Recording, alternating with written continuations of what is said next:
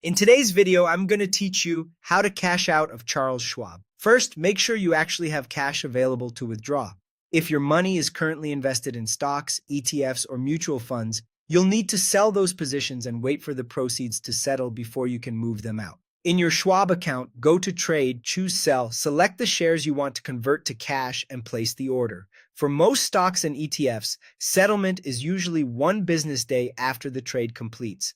Until the sale settles, the funds will show as pending and you won't be able to withdraw them. Once you have settled cash, you can transfer it out using the method that best fits your timing and cost needs.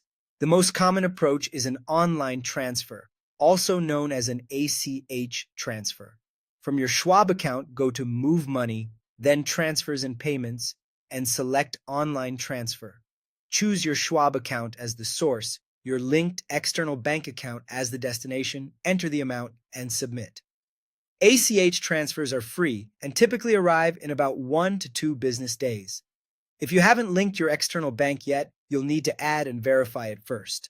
Verification can involve confirming small test deposits or using your bank's secure login, so build in a little extra time for that. If speed matters, a wire transfer is faster but may come with a fee. Go to Move Money, then Transfers and Payments, and choose Send a Wire. Enter the amount, your destination bank's routing number, and your bank account number. Domestic wires often arrive the same day if submitted before the cutoff. Because wires move quickly and can be hard to reverse, double-check every detail before you send. If you prefer a paper option, you can request a check. Head to Move Money, then Transfers and Payments, and choose Request a Check. Enter the amount and confirm the mailing address on file.